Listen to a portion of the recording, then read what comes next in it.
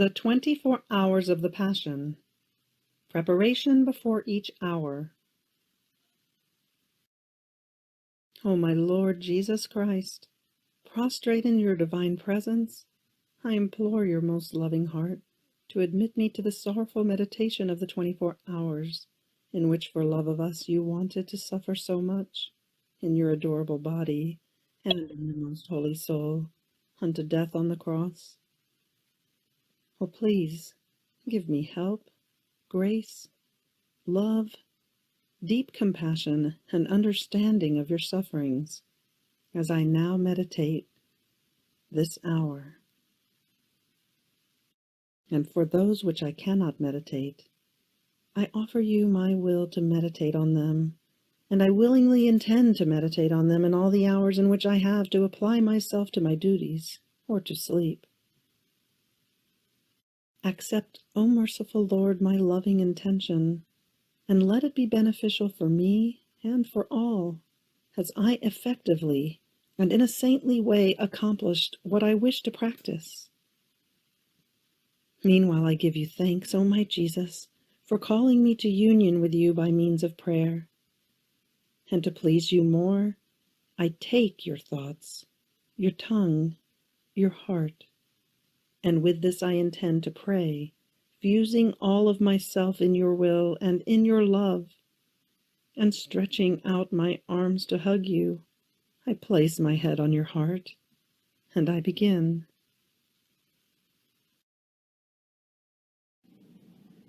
The 17th hour, from 9 to 10 a.m. Jesus is crowned with thorns. Presented to the people, Ecce Homo. Jesus is condemned to death. My Jesus, infinite love, the more I look at you, the more I understand how much you suffer. You are already completely lacerated. There is not one point left whole in you. The executioners, enraged in seeing that in so many pains you look at them with so much love, and that your loving gaze, forming a sweet enchantment, almost like many voices, prays and supplicates for more pains and new pains, though inhuman, yet forced by your love, make you stand on your feet. Unable to stand yourself, you fall again into your own blood, and irritated, with kicks and shoves they make you reach the place where they will crown you with thorns. My love, if you do not sustain me with your gaze of love, I cannot go on seeing you suffer. I feel a shiver in my bones. My heart throbs. I feel I am dying. Jesus, Jesus, help me.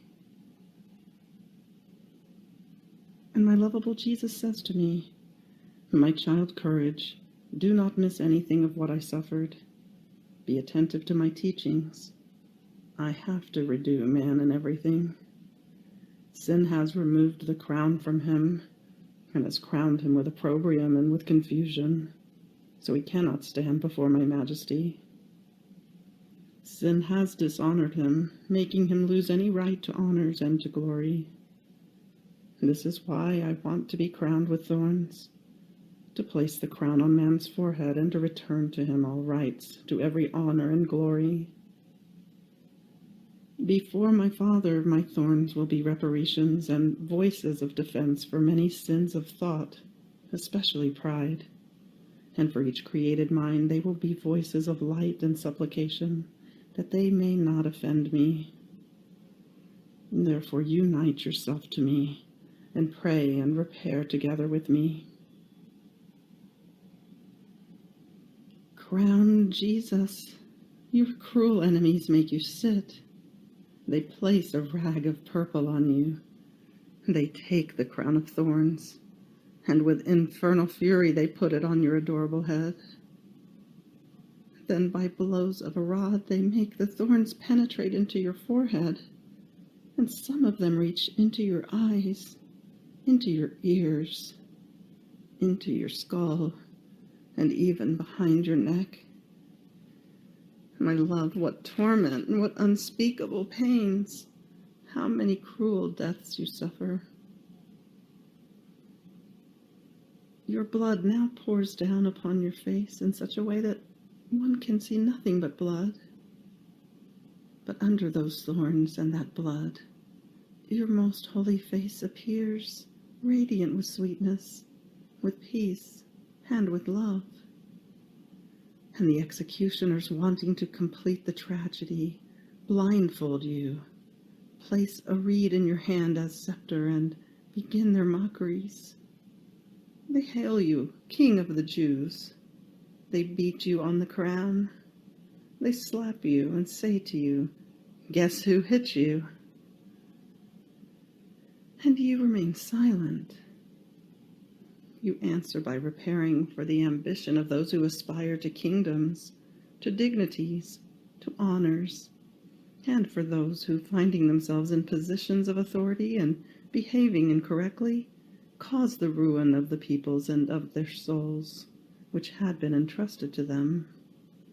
And their evil examples push others toward evil and cause the loss of souls. With this reed you hold in your hand, you prepare for so many works, good but empty of interior spirit, and also done with evil intentions. In the insults and the blindfold, you prepare for those who ridicule the holiest things, discrediting them and profaning them. And you also prepare for those who blindfold the sight of their intelligence in order not to see the light of truth. With this blindfold, you impetrate that the blindfolds of passions, of riches, and of pleasures may be removed from us. My King Jesus, your enemies continue with their insults. The blood that flows from your most holy head is so much that, reaching your mouth, it prevents you from letting me hear clearly your most sweet voice, and so I cannot do what you do. Therefore I come into your arms. I want to sustain your pierced and suffering head, and I want to place my head under those thorns in order to feel their pricks. But as I say this, my Jesus calls me with his loving gaze, and quickly I embrace his heart, and I try to sustain his head. Oh, how beautiful it is to be with Jesus, even in the midst of 1,000 torments.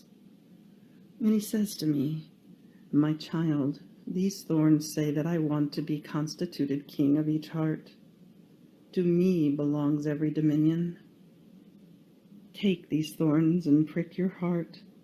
Let everything that does not belong to me come out, and then leave one thorn inside as the seal that I am your king, and to prevent any other thing from entering into you.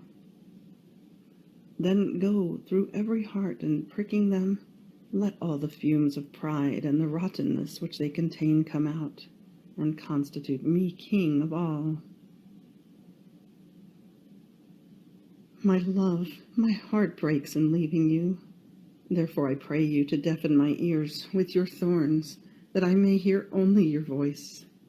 Cover my eyes with your thorns, that I may look at you alone.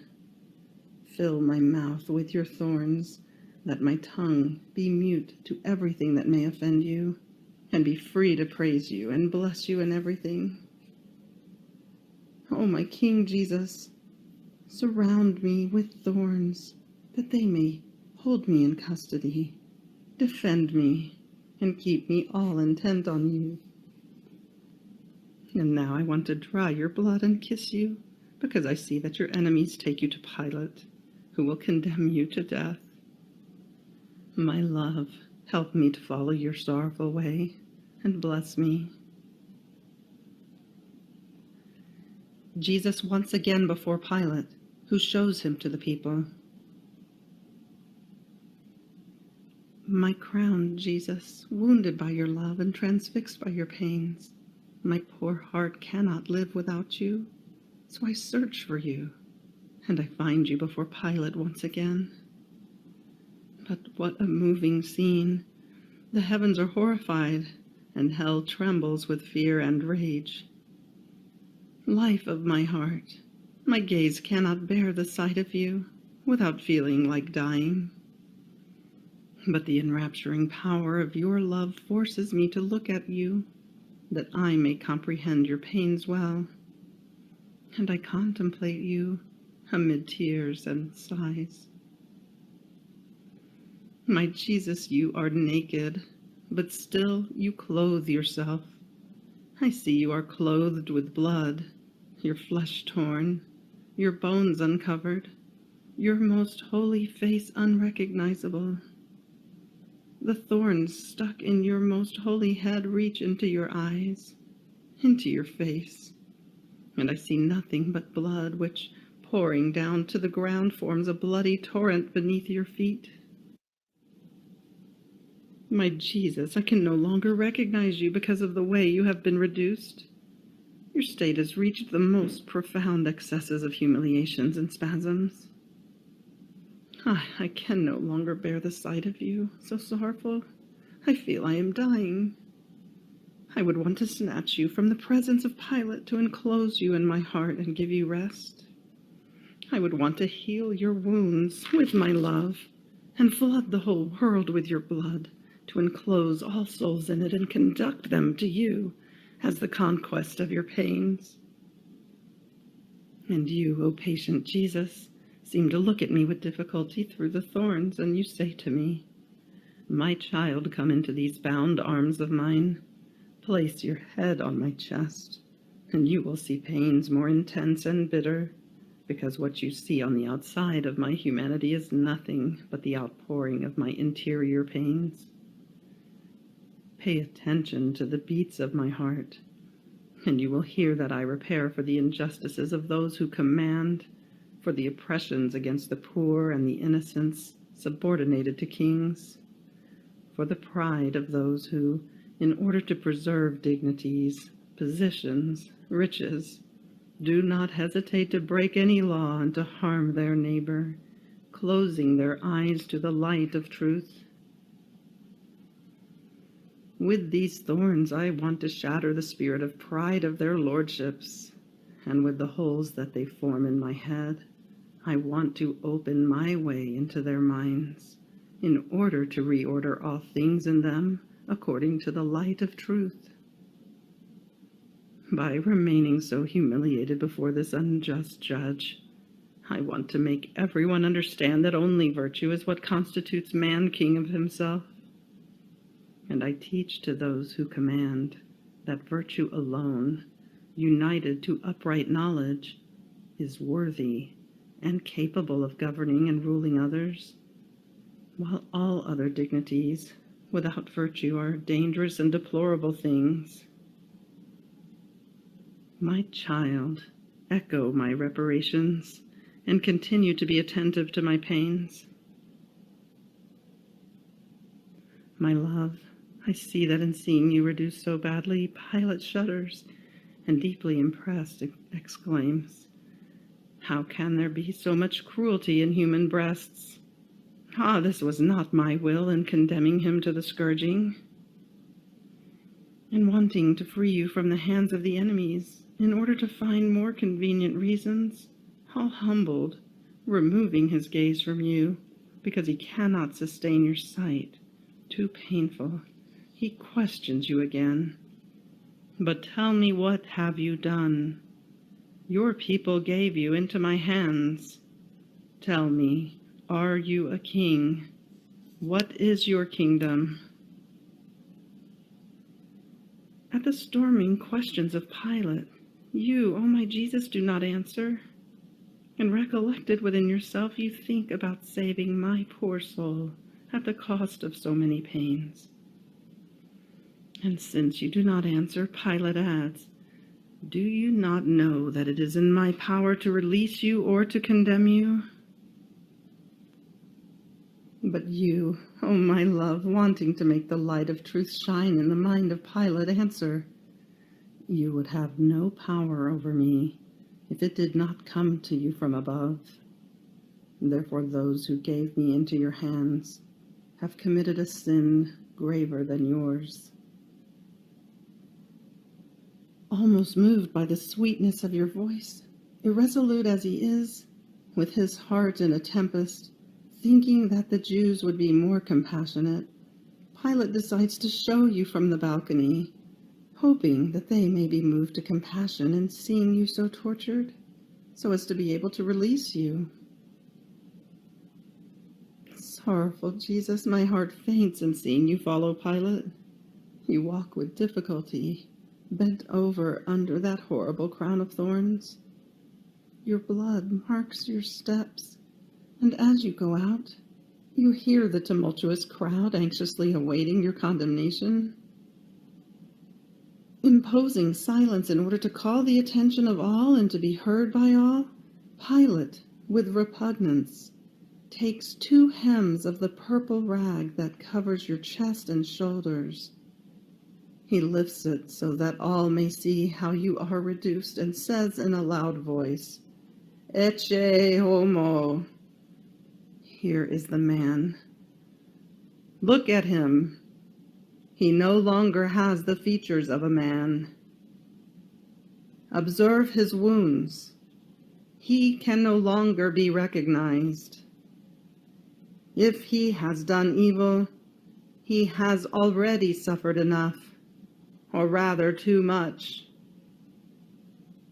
I already regret having made him suffer so much. Therefore, let us set him free. Jesus, my love, allow me to sustain you because I see that, unable to stand under the weight of so many pains, you stagger. Ah, in this solemn moment, your destiny is decided. At the words of Pilate, all become profoundly silent, in heaven, on earth, and in hell. And then, as though in one single voice, I hear the cry of all, Crucify him! Crucify him! We want him dead at any cost.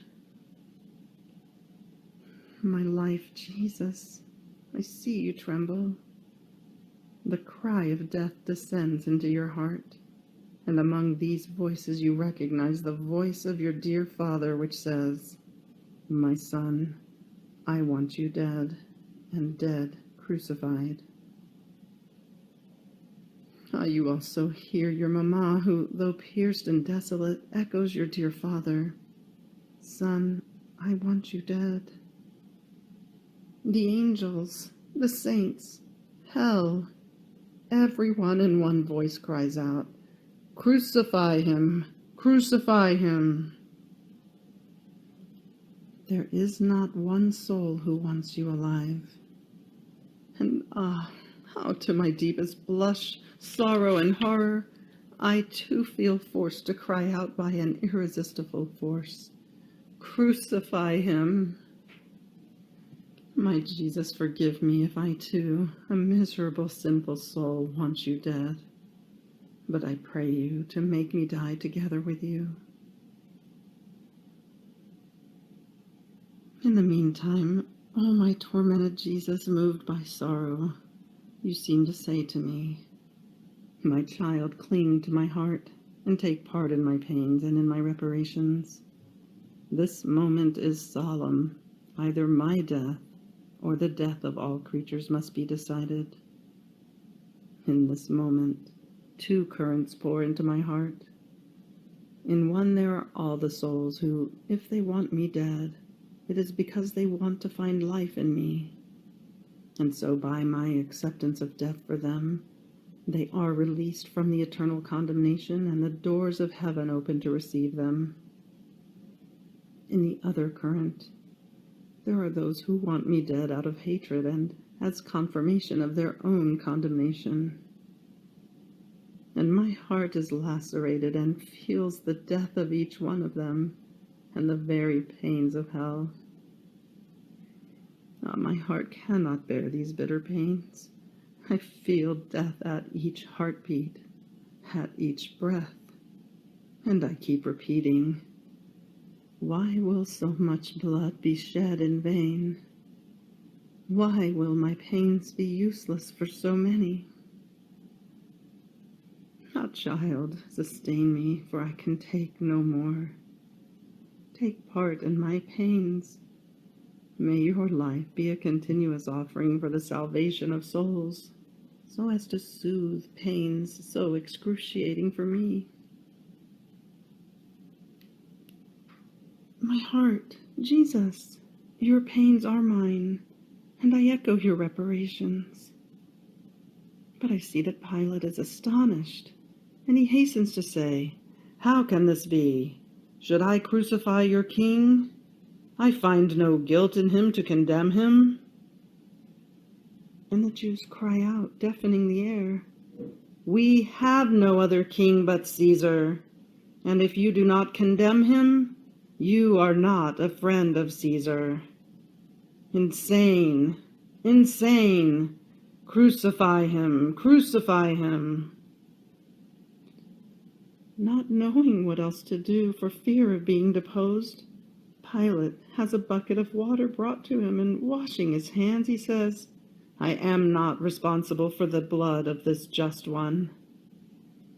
And he condemns you to death. But the Jews cry out, "May his blood fall upon us and upon our children." And in seeing you condemned, they make feast. They clap their hands. They whistle and shout. While you, O Jesus, repair for those who, finding themselves in high positions, out of vain fear and in order not to lose their places, break the most sacred laws, not caring about the ruin of entire peoples, favoring the evil and condemning the innocent. You repair also for those who, after sin, provoke the divine wrath to punish them. But while you repair for this, your heart bleeds with sorrow in seeing your chosen people struck by the malediction of heaven, which they themselves with full will have wanted, sealing it with your blood, which they cursed. Ah, your heart faints. Allow me to sustain it in my hands, making your reparations and your pains my own. But your love pushes you higher, and impatient you already look for the cross. My life, I will follow you, but for now rest in my arms. Then we will reach Mount Calvary together. Therefore remain in me and bless me. End of 17th hour. Fiat. 17th hour, Reflections and Practices. From 9 to 10, crowned with thorns, Jesus is mocked as king and subjected to unheard-of insults and pains. He repairs in a special way for the sins of pride. And do we avoid sentiments of pride? Do we attribute to God the good that we do? Do we consider ourselves inferior to others? Is our mind always empty of any other thought in order to give rise to grace? Many times we do not give rise to grace by keeping our mind filled with other thoughts. Then, since our mind is not completely filled with God, we ourselves cause the devil to bother us, and maybe we even foment temptations. When our mind is filled with God, as the devil approaches us, not finding the place toward which to direct his temptations, confused, he flees. In fact, holy thoughts have so much power against the devil that, as he is about to approach us, they wound him like many swords and cast him away. Therefore we lament unfairly when our mind is bothered and tempted by the enemy. It is our poor surveillance that pushes our enemy to assault us. He is spying on our mind in order to find little gaps and attack us. Then, instead of relieving Jesus with our holy thoughts and removing the thorns from him, ungrateful, we push them into his head, making him feel the pricking more sharply. In this way, grace remains frustrated and cannot carry out the crafting of its holy inspirations in our mind. Many times we do even worse. As we feel the weight of temptations, Instead of bringing them to Jesus, making of them a bundle to be burned by the fire of his love, we worry, we become sad, and speculate on those very temptations. Therefore, not only does our mind remain occupied by evil thoughts, but all our poor being remains as though soaked with them. And so it would almost take a miracle from Jesus to free us. And Jesus looks at us through those thorns, and calling us, he seems to say, "Ah, my child, you yourself do not want to cling to me. If you had come immediately to me, I would have helped you to free yourself from the bothers that the enemy brought into your mind, and you would not have made me sigh so much for your return. I asked for help from you in order to be freed from thorns so sharp, but I waited in vain, because you were occupied with the work that your enemy had given you. Oh, how much less tempted you would be if you came immediately into my arms. Then, fearing me and not you, the enemy would leave you immediately. My Jesus, may your thorns seal my thoughts in your mind and prevent the enemy from causing any sort of temptation. When Jesus makes himself felt in our mind and in our heart, do we reciprocate his inspirations, or do we place them into oblivion? Jesus is mocked as king, and do we respect all the holy things? Do we use all the reverence that befits them, as if we were touching Jesus Christ himself? My crown, Jesus, let me feel your thorns, so that I may understand from their pricks how much you suffer, and I may constitute you as king of my whole self. Showed from the balcony, Jesus is condemned to death by those people who had been loved and who had benefited so much from him. Loving Jesus accepts death for us in order to give us life. And are we ready to accept any pain to prevent Jesus from being offended and from suffering? Our pain must be accepted so as not to make Jesus suffer. And since he suffered infinitely in his humanity, and since we have to continue his life on earth, we must reciprocate the pains of the humanity of Jesus Christ with our own pains. How do we compassionate the pains that Jesus suffers in seeing many souls being snatched from his heart? Do we make his pains our own so as to relieve him from all that he suffers? The Jews want him crucified so that he may die like a criminal, and that his name be erased from the face of the earth. And do we strive to let Jesus live on earth?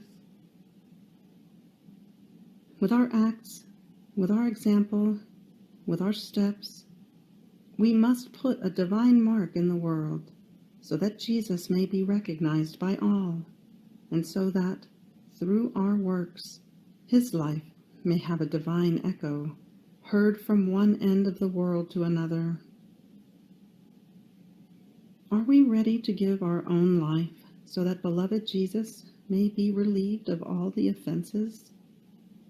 Or do we rather imitate the Jews, people so much favored, almost like our own souls, which are loved so much by Jesus, and shout like them, "Crucifigatur," meaning, "Let him be crucified"? My condemned Jesus, may your condemnation be my own, which I accept for love of you.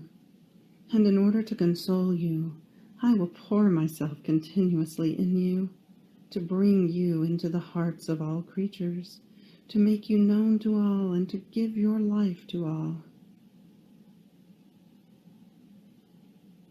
End of the 17th hour Reflections and Practices. Fiat.